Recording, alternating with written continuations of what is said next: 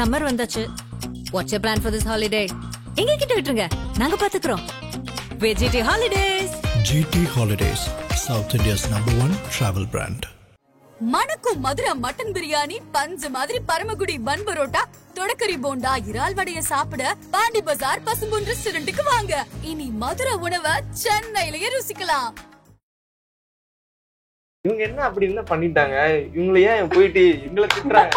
ஏன் போய் இன்டர்வியூ எடுக்கிறீங்க? இவங்க என்ன அப்படி பண்ணிட்டாங்க அப்படின்னு சொல்லி எங்களை திட்டுறாங்க. ஏப்பா, பொம்பளையா பிறந்து வளர்றதே ஒரு சாதனை தான்ப்பா. ஓவர் அம்மா, ஓவர் பொண்ணுங்க அப்படின்ற மாதிரி நீங்க உங்க கமெண்ட் ஓவர் 100 பேர் வந்து பாசிட்டிவ் கமெண்ட் கொடுக்குறாங்க, 5 பேர் வந்து நெகட்டிவ் கமெண்ட் கொடுக்குறாங்கன்னா இவங்க 5 பேரும் மனநல பாதிக்கப்பட்டிருக்காங்க தானே அர்த்தம். அப்ப இவங்க தான் மருத்துவமனைக்கு போனோமா ஒழிய நாங்க போக வேண்டிய அவசியம் கிடையாது. ஒருத்தர் கேக்குறாரு டாக்டர் ஃபீஸ்க்கு 1.5 லட்சம் ரூபாய் கேக்குறாங்க. அப்படி இருந்தா எங்க பாப்பாவே நான் டாக்டர் படிக்க வச்சிருக்க மாட்டேன். டாக்ஸ் கட்டுறீங்களா அப்படின்ற மாதிரி கேள்வி கேட்டிருக்காங்க. டாக்ஸ் எல்லாம் கட்டுறோம், வாங்க கணக்கு பாத்துட்டு போங்க, எங்களுக்கு ஆடிட்டர் செலவு மாதிரி மிச்சமாகும். இவங்க வந்து 2 பொண்ணுங்களை வச்சு சம்பாதிக்கிறாங்க அப்படி எல்லாம் கூட சொல்லி இருக்காங்க. அது வந்து யாரும் ஒருத்தர் தான். ஆனா அதை தாண்டி நிறைய பேர் பொம்பளை குழந்தைங்களை பொறுப்பா வளர்த்திருக்கீங்க, அருமையா இருக்கு. உங்களை பார்த்து நாங்க பொம்பளை குழந்தைங்களை இந்த மாதிரி தான் வளர்க்க நினைக்கிறோம்.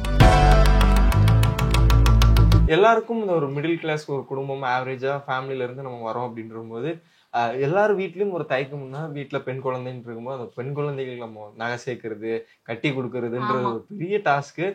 அஸ் அ பேரண்ட்ஸா இருக்கும்போது உங்களுக்கும் அது பெரிய டாஸ்கா இருக்கும். நீங்க சொல்லிட்டு இருக்கும்போது நம்ம ஒரு வீடியோல எல்லாரையும் இன்ட்ரடியூஸ் பண்றோம், நம்ம பெண் குழந்தைக்கு இன்ட்ரடியூஸ் பண்ணும்போது அதையும் சில நெகட்டிவ் தான் வந்திருக்கும். உங்களுக்கு காட்டாதீங்க, எது காட்டுறீங்க, ஃபியூச்சர்ஸ் பாதிக்கப்படும், அந்த மாதிரிலாம். அந்த மாதிரி ஏதாவது நடந்திருக்குதா? உங்களுக்கு யார் சொல்லி இருக்கிறாங்க? நகை காட்டும் போது இல்ல அந்த மாதிரிலாம் சொல்ல யூடியூப்லயே இவங்க வந்து 2 பொண்ணுங்களை வச்சு சம்பாதிக்கிறாங்க அப்படி எல்லாம் கூட சொல்லி இருக்காங்க. குழந்தைங்க சாதாரணமா நம்ம வந்து வீடியோ போடுவோம், அது வந்து யாரும் ஒருத்தர் தான். ஆனா அதை தாண்டி நிறைய பேர் பொம்பளை குழந்தைங்களை பொறுப்பா வளர்த்திருக்கீங்க, அருமையா இருக்கு. உங்களை பார்த்து நாங்க பொம்பளை குழந்தைங்களை இந்த மாதிரி தான் வளர்க்க நினைக்கிறோம், உங்க 3 பிள்ளைங்க மாதிரி தான் நாங்க வளர்க்குறோம்னு நினைக்கிற கமெண்ட்ஸ் நிறைய. அதனால இது நிறைய வரும்போது அந்த ஒன்னெல்லாம் நாங்க தட்டி தூக்கிட்டு போயிட்டே இருப்போம். அதான் நான் சொல்றேன், அவங்களால முடிஞ்சது பண்றாங்க. நாங்க வந்து எங்களை யார் கொண்டாடுறாங்களோ, எங்களை யார் வரவேற்கிறாங்களோ அவங்கள நினைச்சுக்கிட்டு நாங்க போயிட்டே இருக்கிறோம். அவ்வளவுதான். நிறைய வந்திருக்கு. என்னன்னா ஒரே விஷயம் தான் தம்பி, நம்மளை விமர்சிக்கிறாங்க இல்லையா, அவங்களுக்கு நம்மளை நிரூபிக்கிறதை விட நம்மளை கொண்டாடுறவங்களுக்கு ஒழுங்கா இருந்துட்டு போலாமே, நம்பிட்டு நம்மளை நம்புறாங்க இல்லையா, அவங்களுக்கு நல்லவங்களா இருந்துட்டு போலாமே, நம்ம ஏன் இவங்களுக்காக வேஸ்ட் பண்ணிட்டு இருக்கோம்? நீங்க எல்லாரும் ஃபேமிலியா இருக்கும்போது, ஒற்றுமையா சந்தோஷம் இருக்கும்போது ஒரு டவுனான ஒரு டைம்னு ஒண்ணு இருக்கும்ல.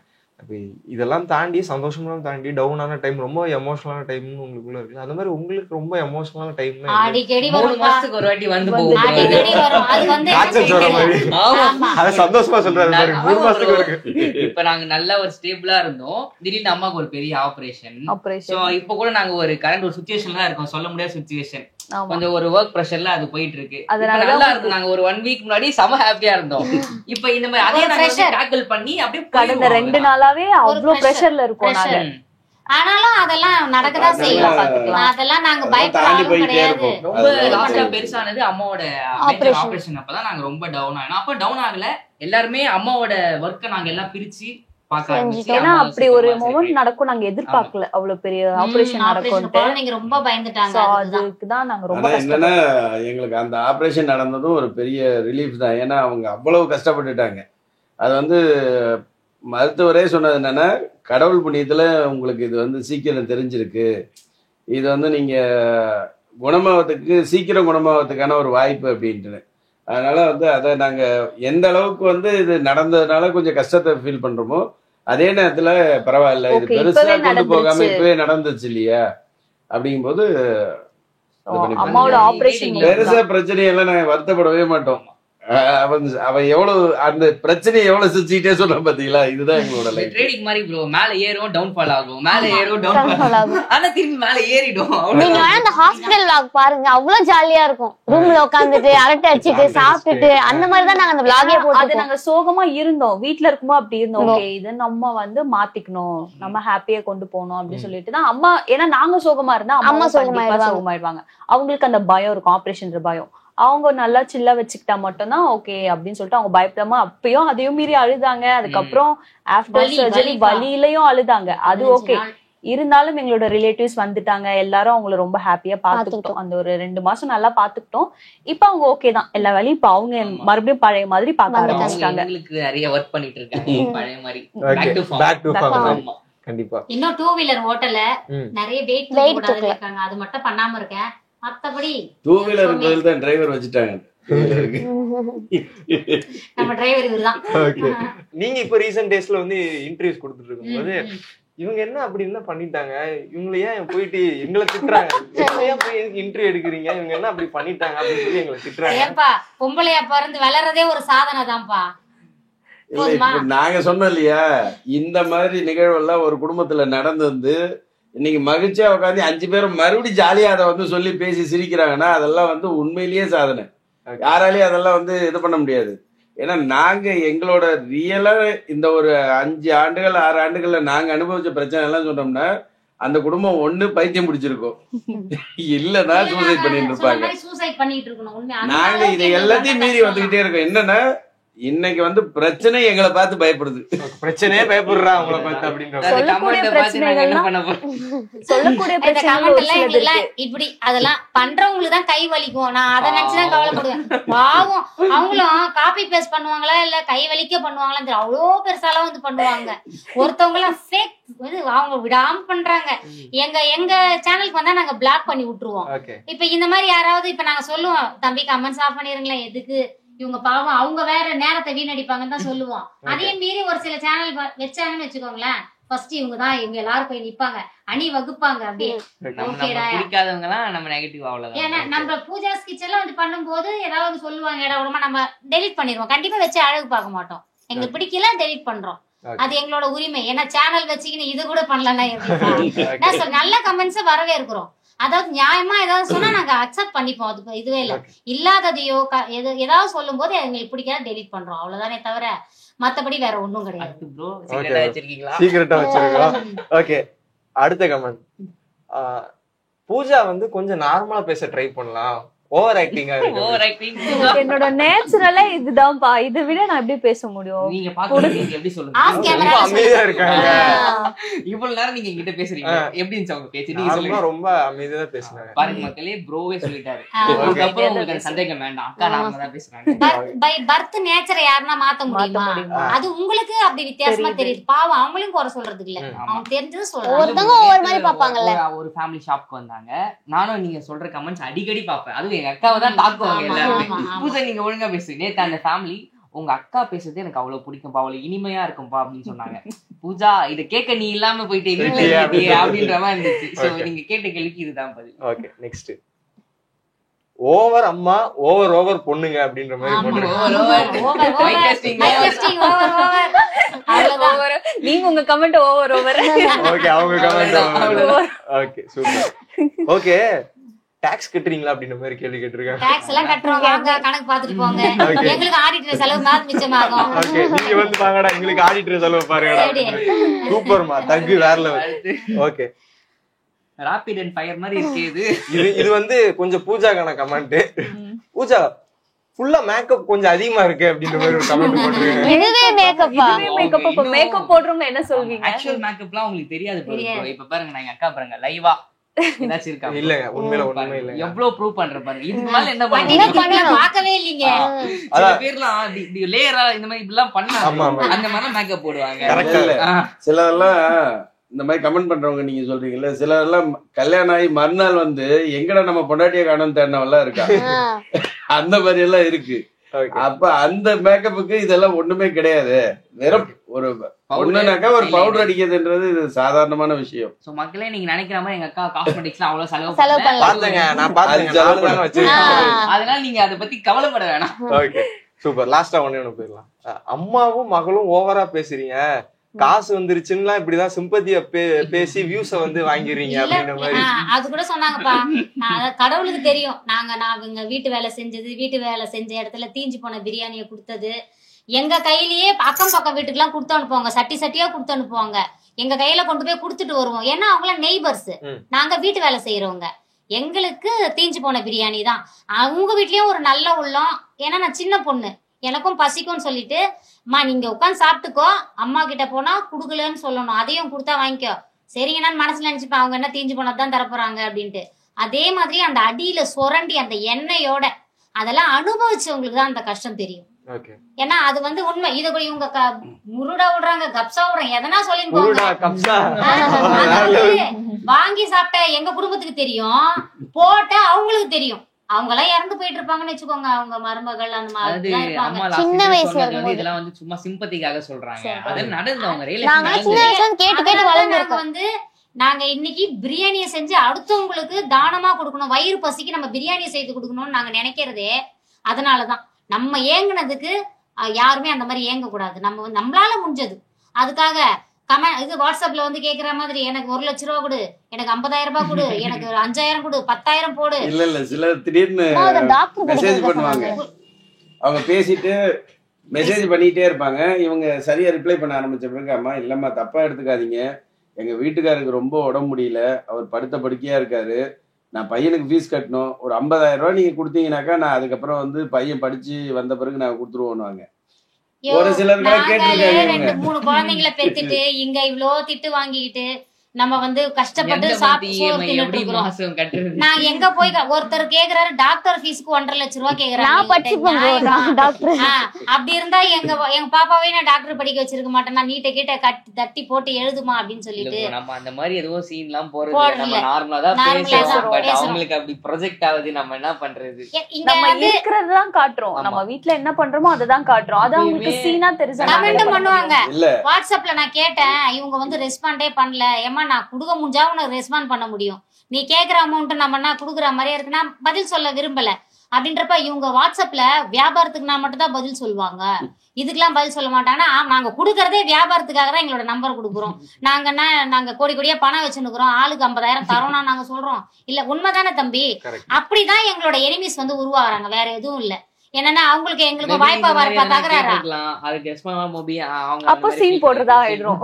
ஹெல்ப் பண்ண அப்புறம் இன்னொன்னு விலை அதிகம், அதாவது ரேட்டு கேட்பாங்க, அதுக்கப்புறம் விலை அதிகம்னு சொல்லுவாங்க. அப்ப நான் சொல்வேன் விலை அதிகம்னா அப்ப நீங்களே ப்ரிப்பேர் பண்ணிக்கிடாமா அப்படின்னு நான் சாதாரணமா தான் சொல்லுவேன். ஸ்மைலி போட்டு உங்களுக்கு நேரம் இருந்தா நீங்க பண்ணிக்கங்கடாமா, இல்ல ஸ்மைலி எல்லாம் போட்டுதான் நீங்களே பண்ணிக்கிடான்னு நான் சொல்வேன். உடனே அவங்க நீங்க வந்து ஆட்டிடியூட் அப்படின்லாம் அனுப்புவாங்க. அதெல்லாம் சொல்றது மட்டும் இல்ல, அத வந்து கமெண்ட்லயும் சொல்லுவாங்க. இப்படிதான் எனிமீஸ் வந்து உருவாகுறாங்க. அதுக்கு நம்ம என்ன பண்ண முடியும்? நம்ம என்ன கிடையாது தம்பி, சிம்பிளான விஷயம். ஒரே வீடியோவை தான் வந்து இவங்களும் பாக்குறாங்க அவங்களும் பாக்குறாங்க.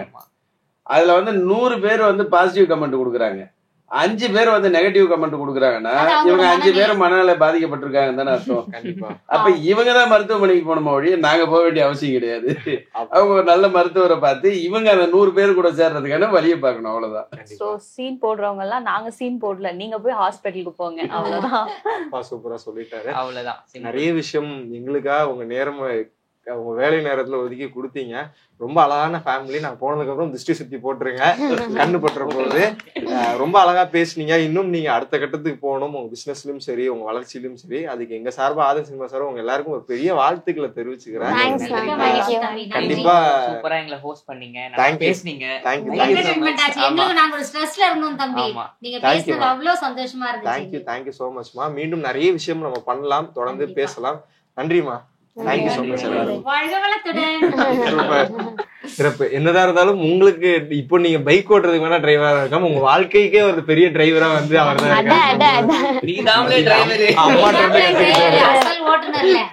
ஓகே, சிறப்பு.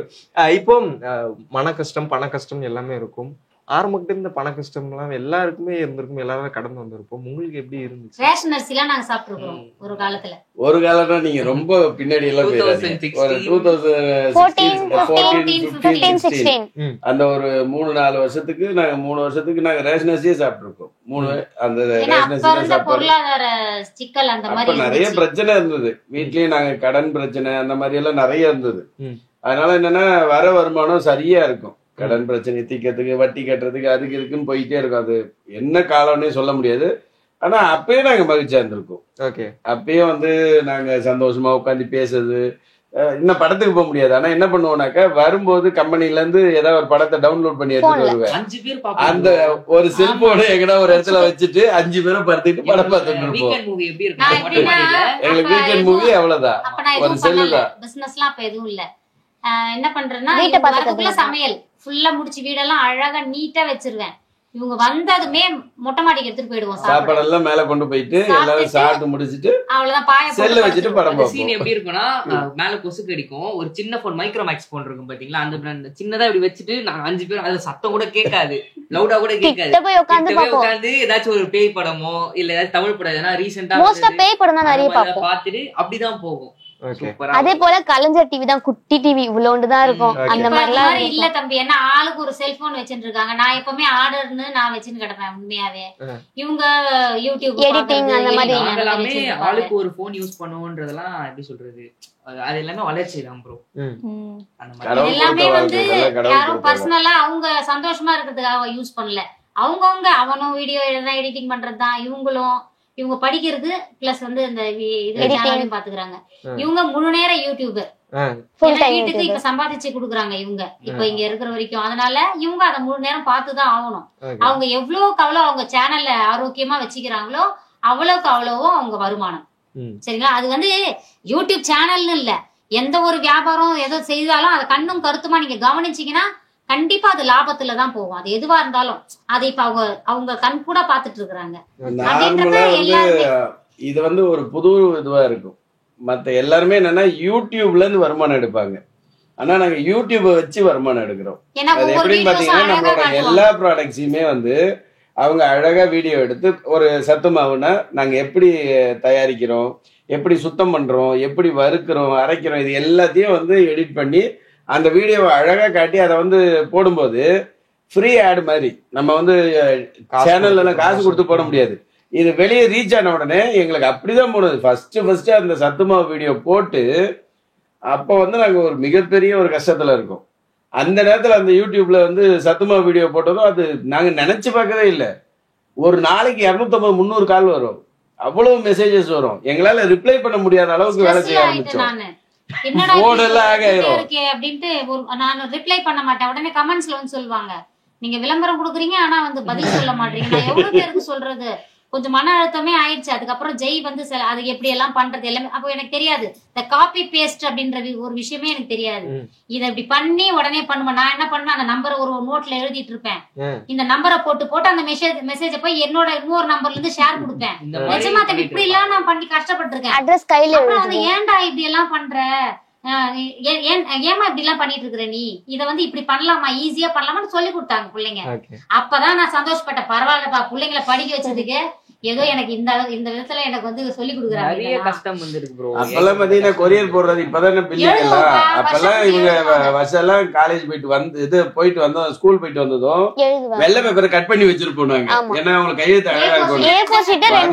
அதை வந்து கட் பண்ணி வச்சிருக்கிறதுல எழுதிட்டே இருக்கணும். ஒரு நாளைக்கு எப்படி பார்த்தாலும் 30-20, அப்ப அதுவே பெரிய விஷயம். 30 அட்ரஸ் 40 அட்ரஸ், ஃப்ரம் அட்ரஸ் எழுதணும், டு அட்ரஸ் எழுதி ஒட்டி தான் இருப்போம். இதுல என்னன்னா ஒரே ஆளுக்குலாம் 3 டைம்லாம் கொரியர் போட்டுருக்கோம். ஏன்னா நம்ம வந்து எக்ஸல் இருந்துச்சுன்னா நம்ம நோட் பண்ணலாம், இத்தனை பேருக்கு நம்ம டைப் பண்ணி முடிச்சோம். அப்ப எந்த ஒரு நாலேஜுமே கிடையாது. எப்படி சொல்றது, ஒரு எல்லாமே மேனுவலா தான் பண்ணோம், மிஷினரியா எதுவுமே பண்ணல. அதனால நமக்கு எதுவும் தெரியாது. இப்போ அந்த ஒவ்வொரு டிரான்சாக்ஷன் ஐடி பதிவு பண்றதுல இருந்து யாராவது ஒரு வாட்டி பண்ணிட்டு அது தெரியாம அனுப்பிச்சிட்டா கூட இல்லங்க இது பழசு அனுப்பி இருக்கீங்க அப்படின்னு சொல்ற அளவுக்கு இப்போ அப்பா வந்து எல்லாத்தையுமே கரெக்டா பண்ணி வச்சிருக்காரு. இப்போ உங்ககிட்ட ஒரு சந்தோஷம்ன்ற ஒரு விஷயம் இருக்குன்ற போது அது எல்லா விஷயத்தையும் கடந்து வந்துடும். சரி, இப்போ அம்மா நீங்க உங்களை சுத்தி நிறைய விஷயம் நீங்க போற வீடியோஸ்க்கு கமெண்ட்ஸ், நெகட்டிவ் கமெண்ட்ஸ் எல்லாம் வந்திருக்குல்ல, நான் ஒரு சில கமெண்ட்ஸ் எல்லாம் எடுத்திருக்கேன். நீங்க அவங்க ரிப்ளை வந்து அடிச்சு தள்ளி விடுறீங்க, சரிங்களா?